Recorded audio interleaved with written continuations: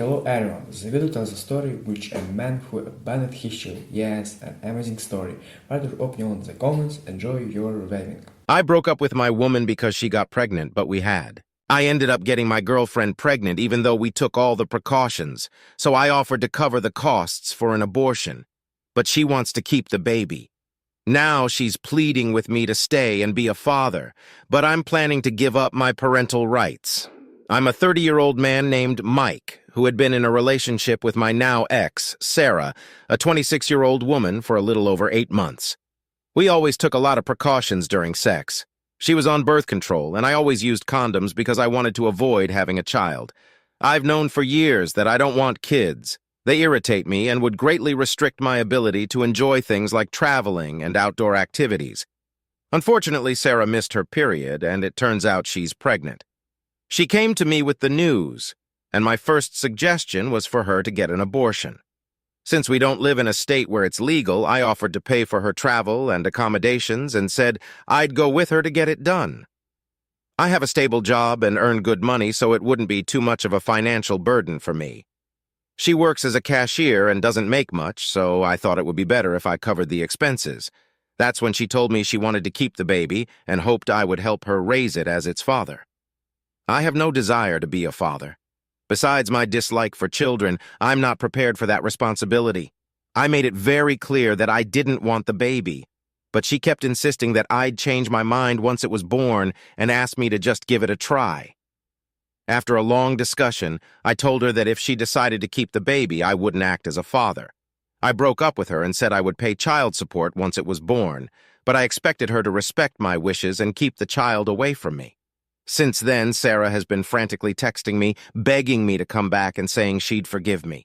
She sent voicemails crying, which was hard to hear, but I haven't responded. The other day, she texted saying she can't raise the baby alone and that by leaving, I'm basically forcing her to get the abortion. She called me a jerk, an abuser, and a sexist, ending the text by pleading with me to talk to her again. I certainly feel bad. I really liked her, and we had a good relationship before this, but I just don't want to be a father. I'm already frustrated about the fact that I'll have to pay child support for 16 years, which will limit me financially. I also feel it's not right for a parent who doesn't want their child to be involved, as I'd just end up taking out my resentment and frustration on the innocent child, which I don't think is fair. With all this said, I come here to ask if I'm the bad guy. I certainly feel like one, but I also stand by what I did. On the topic of vasectomy, I tried. I met with a doctor last year and asked about getting one, but he refused and said every doctor he knows won't do it until you're at least 31. It's a conservative state, and while I dislike the politics, I was born and raised here and feel attached to the state, so I've never felt the urge to leave. Someone suggested I should have flown elsewhere to get one, and I guess they're right, but I just didn't think about that. Regarding birth control, I bought the condoms myself, so they were fine. Whenever we were done, I threw the used condoms in the dumpster, so I don't think she went dumpster diving. I asked her on our first date if she was taking birth control, and she said yes. I took her at her word, maybe naively, but if she was lying, she'd be the first I've met to lie about that.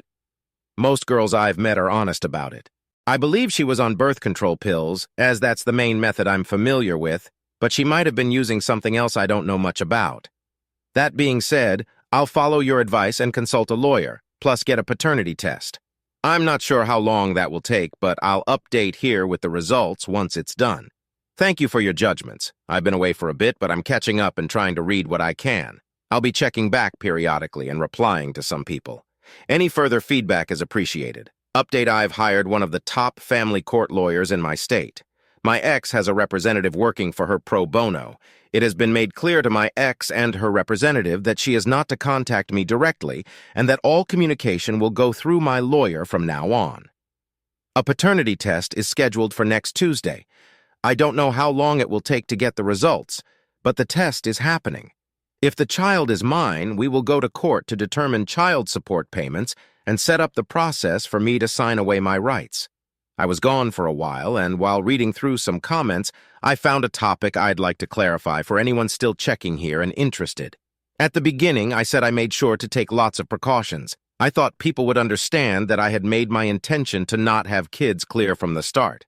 I just wanted to make that clear. She told me she wasn't looking to have kids. I should have been more explicit about this, I guess. I assumed she didn't want kids, which is why I was blindsided by her change of heart once she was actually pregnant. I understand it happens DJ feelings change or whatever, DJ, but for me, it was a big shock. When I go to get the paternity test started, she will also have an ultrasound, and we'll talk then. I'll update on Tuesday, BTW. The test results will take a few days to process, so I'll also update with those.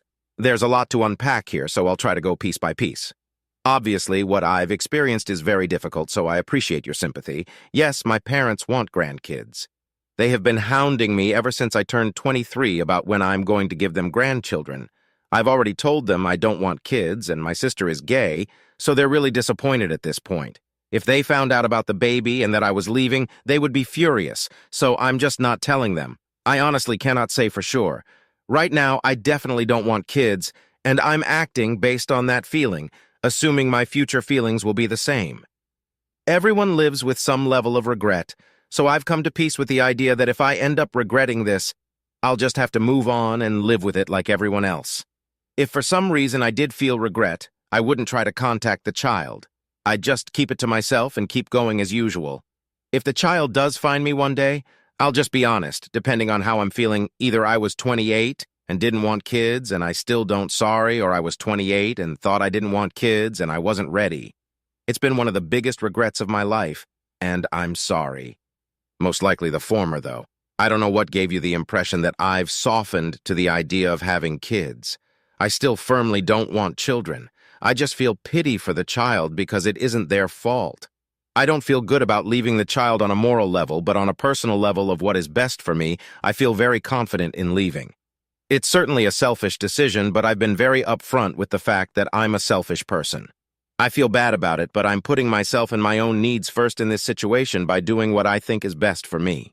It's extremely unlikely she would give up the baby once she's already holding the child in her arms and has gone through the process. The process is extremely emotional, and humans are naturally inclined to care for their offspring. The chances of her giving up the baby are minimal, perhaps around 4%. She needs to stop hoping you will become a happy family, as this is detrimental to her self-esteem. She can find happiness as a single mother, even though it will be challenging. Does she have a family willing to help? Being a mother is a significant adjustment, and doing it without support is incredibly tough. Postpartum depression is no joke.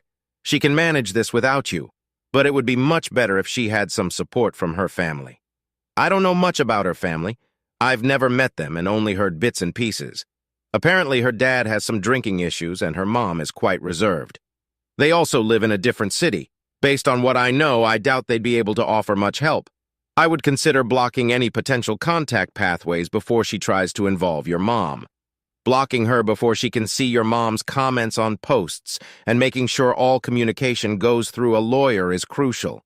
If she contacts them, it sounds like they would side with her.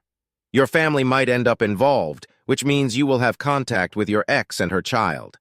I'm not saying you need them, but over the next 14 years, they'll likely find out, especially with at-home DNA tests and similar programs. This doesn't change my opinion on you making the right call. The ball is in your ex-court now. I don't know if you're considering moving cities, but if you want to reduce the chances of contact, you should. I live in a city with 1.2 million people and still run into people I never expected to see again. I don't have a Facebook, so my mom doesn't comment on my posts, but I'll take the advice and block my ex. I have a good job and love my apartment, so I don't plan on moving. Even if I see them, I plan to get a legal agreement through my lawyer to prohibit direct contact, so hopefully they'll have to ignore me if they do see me. Update, sorry for the delay, but I got the paternity test done and the results are in. The baby is a girl and is indeed mine. When I saw my ex, we talked about birth control. She told me she was on birth control and had no intention of having children, but once she found out she was pregnant, she changed her mind. I believe her. She was hopeful I would come around to that perspective. I made it very clear that I will not be part of the child's life and gave her 3 options. 1, get an abortion in any state of her choosing, and I'll pay for her to stay there for a week, essentially giving her a vacation to Hawaii, NYC, or LA on my dime. However, I need to come with her and get confirmation that she had the abortion. 2, put the child up for adoption, and cover all medical expenses related to the pregnancy and birth. 3. Keep the child and pay court-ordered child support, sign away my parental rights, have my name removed from the birth certificate, and have zero involvement with her or the child beyond my monthly payments. It was a tough conversation, and she didn't take it well. She cried for a while and kept telling me I would be a loving and kind dad, asking me to try fatherhood and think about how well our relationship was going before this happened, imagining our future together with a daughter. I told her I'm still firmly against fatherhood, and she was devastated. She refuses to get an abortion. The idea of abortion scares her, but she is terrified of being a single mother at 21, even though she wants to keep the child. She told me that if I am with her during the birth, see and hold the baby, and still feel nothing afterward, then she will consider adoption. She also mentioned that if I change my mind about fatherhood, she would be waiting with open arms to embrace parenthood together as a loving family, and would hope I'd propose. I have made it very clear that I don't want any involvement. I'm not sure what to do, since I would prefer the baby to be put up for adoption rather than have to pay child support for 16 long years. But I also don't want to be around the baby or present during the birth. Any advice is appreciated. Update finally back with another update. Over the past few days, I've received a new influx of advice. Some of this advice has been helpful or interesting. There were some really good ideas, so I set up a lunch with my ex yesterday, and we had a long and productive chat. It was the first time we had talked in over a month. All our communication had been through lawyers. I decided the best way to ensure the conversation was productive was to set ground rules and make sure we were operating from reality. Both of us haven't been realistic. I told her that I was giving up on the ideas of abortion or adoption. It was what I wanted, but I already know it isn't going to happen at this point. My ex wants the baby. I know she does. And I told her I will not be bringing up abortion or adoption to her again. It just isn't worthwhile. I have to work within reality. And at this point, that means under the assumption that she will keep the baby. I also told her it's time for her to give up on me. I made it very clear that I will not be getting back together with her no matter what. Even if she aborts the baby, she will never have the happy family with me that she wants. I made it clear she needs to drop the idea because it won't happen, and it makes it impossible to find any real solutions to this situation. She acknowledged that there will be no happy family between us. I think reality has finally set in for both of us at this point. Nobody is going to get what they want, so it's time to compromise. The new goal we have agreed upon is this: provide my ex and our daughter with the support they desperately need right now, while also allowing me to have zero involvement with raising the child. In other words, I will not be involved in raising the child whatsoever, but I will try to give my ex the resources she needs to make sure the child has a good life. I won't be in the delivery room, and I will never see her. I will simply provide financial support. My ex has $15K in student debt that she needs to pay off. She is only making around $50K a year from her job, and she will be a single mother, which means additional child expenses. By contrast, I only have around $8K in student debt left to pay off, and after a little over 3 years working at my company, I just got a promotion and significant pay raise, so I'm now making roughly $180K a year. Additionally, there is plenty of room for further growth in my field, with income growth potential all the way up to $275K a year, although that is still pretty far off in the future. I'm not saying any of this to brag, just to put our situations in perspective. I'll have all my debts paid off by the end of 2025. Plus, I've been setting aside money into a savings account and investment funds. What I'm trying to say is, I have money and she doesn't, so I will be making up for my lack of presence with significant financial support. I would prefer to avoid court, so I worked with my ex to find a fair monetary support system. What comes next is a handshake agreement between the two of us. If someone has a problem, they can go to court and determine child support that way.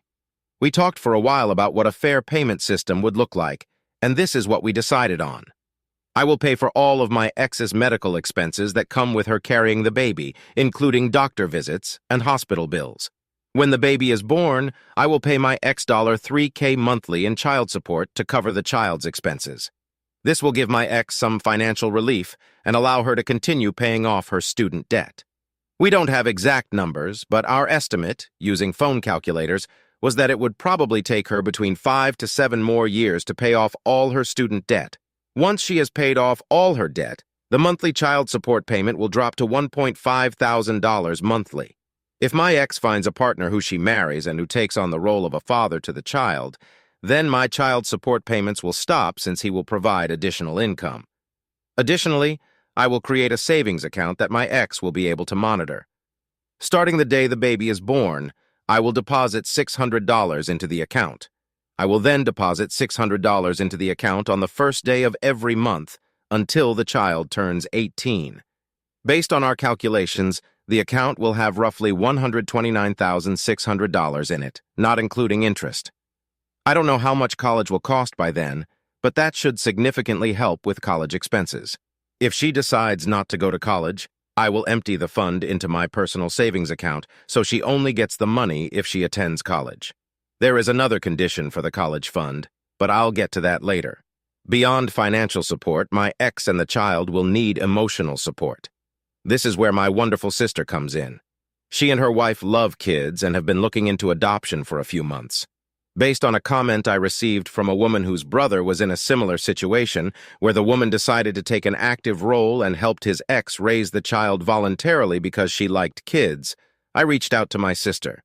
Knowing she was already interested in raising a child with her wife, I asked if she would be interested in helping my ex. She was very excited about the prospect. I asked my ex what she thought, and she agreed. My sister and her wife will act as a support system for my ex. When they have time, they will help with things like babysitting, giving advice, or just being there for her to talk to. They'll also provide an additional family for the child, making things like birthdays and holidays special. This is where the second condition for the college fund comes in. As I'm sure you've noticed, my sister is lesbian. I've received many questions about why I don't want my parents involved with the child. Let me explain. My sister came out at 15, and from then on she was treated horribly at home. My parents are extremely religious and very homophobic. As soon as she came out, they ostracized her. No more birthdays, no more Christmases, no more family dinners. They gave her the bare minimum necessities to survive and otherwise left her alone. It was extremely toxic, and what they did was awful. My sister has rightly gone no contact with them. The second condition for the college fund is that my ex cannot tell my parents about the child or let them meet her. What they want most in the world is grandchildren, and I will not give them that joy. My ex has my sister's help and support, and that will be enough. Support so she doesn't need my parents. I made it clear that if I ever find out about her visiting them with the child, there will be no college fund. Finally, I want to talk about writing a letter based on advice from someone whose father came back and then left. They told me not to come back, but to write a letter to my daughter for closure. I don't want to come back, so I thought it was a great idea. The letter will explain why I'm not around in this whole situation. I'm going to be truthful, but try to also be gentle. The goal is to make it clear that I didn't leave because of any particular hatred towards her, but because I never wanted to be a father in the first place. It'll also include something about how hard her mother tried to make me reconsider and how much her mother loves her.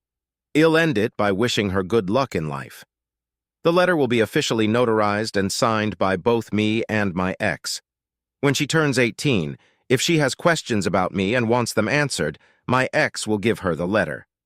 If the letter still can't satisfy her and she wants further answers, I've given permission for her to talk to me in person. I feel I owe it to her to answer her questions in person if that's what she needs for closure. My ex also felt strongly about wanting my name on the birth certificate, so I've agreed to that. In summary, my ex will keep the child, I will provide child support payments, and I will set up a college fund on the condition that the child goes to college and my parents are never involved in the situation. My sister and her wife will help my ex by acting as an extra support system for her, and I will write a letter to my daughter explaining why I am not present, to be given to her only if she wants it as a way for her to gain closure. This will likely be my last update. Things are mostly figured out. Thank you for all the advice and help. Also, for anyone who hasn't seen, I'll be getting a vasectomy in Colorado in February 2024. I'd already mentioned it before, but I'll put it here too. Update: happy holidays to everyone. Hope you're having a nice winter. Short and boring update. I got our terms from the previous update written up into a contract, and my ex has signed it. Some minor changes have been made, which I will outline. Some things weren't legally enforceable, so those have remained part of a handshake agreement. The basic contract is that I have 0 visitation rights and will never be allowed visitation rights. But my ex also has to make active efforts to keep the child away from me. I will be paying for her medical care during the pregnancy process. We decided to adjust the payment system. I will be paying $2K monthly in child support, and an additional $700 will be added in support for every $60K. My salary increases by currently at $180K, capping out at $450K for a maximum support payment of $5,500 monthly. The handshake part of the agreement is the college fund in exchange for not notifying my parents of their granddaughter's existence. The college fund will be monitored by my sister. I will deposit $600 per month until the kid turns 18, and then the fund will be made available to her if she is going to college. If the child decides to pursue college or trade school, she will have access to the full fund.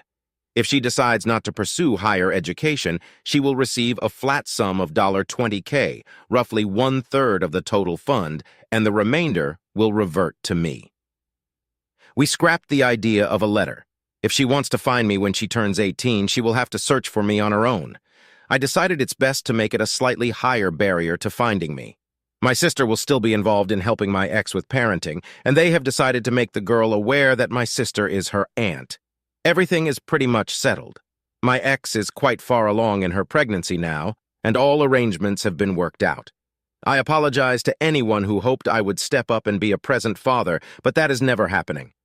Comments where I've replied, a commentator asked about the role my sister will play in the entire situation and the boundaries regarding parental rights and contacts with my ex, the child's mother. My sister isn't a middleman. She won't be giving me any information about the kid because she knows I don't want to hear it. She can be as involved or uninvolved as she wants, but when we spend time together, we won't talk about the kid. I'm paying her because it's either this contract or I go to court for child support, and it's much easier to set it up through a contract than through court. Plus, I feel I got fairly favorable terms. I guess I could flee the country if I really didn't want to pay, but that's such a hassle. I'm going to sign away my parental rights, but in my state, that doesn't exempt me from child support. It's more of a symbolic gesture to ensure I never have custody. Sometimes courts can force a father who hasn't signed away his rights to take custody in certain situations. It also ensures that if something happens to my ex, the kid won't fall to me. My ex's ultimate goal is a happy family, so if she finds a guy she likes, the goal is for her to marry him. If he wants to, he can adopt the child, which would cease my payments, though the college fund agreement would continue. Beyond monthly payments, I will have 0 contact with my ex. I don't plan on showing my financials to anyone I date in the future. If I find someone I'd want to marry, then I'd come clean about what's going on, but I don't plan on disclosing it until very late into relationships. If it's a deal breaker and ends the relationship, then I'll find someone else. If she finds me, I'd hope she never feels the need to. If she does, I'll probably be straightforward and tell her I never wanted kids to begin with. It's nothing against her specifically. I was just against the idea of having children. I will not remain in contact with her if she comes to visit. The plan is for her to talk, vent, or ask as many questions as she wants and then move on for good. I don't want a sustained relationship, so it's going to be a one-time thing. Cora. If the girl knows your sister is her aunt, she will quickly figure out you are probably her dad once she's online. Uop. Hopefully, my ex will be smart enough to know that kids don't belong on social media. I wasn't given a phone until I was 15, and it had heavy restrictions. I wasn't able to make any social media accounts until I was 18. As annoying and conservative as my parents were, this was one of the few things they did right. Children don't belong on social media until they are 18. If my ex doesn't raise the kid like this, that's fine. But my sister and I have already talked about this. The plan is that once she gets a social media account, my sister will share it with me, and I'll block her immediately so she can't contact me through social media. Guys, it's a really interesting story. What do you think? Like and subscribe to the channel on Instagram and Discord. Good luck!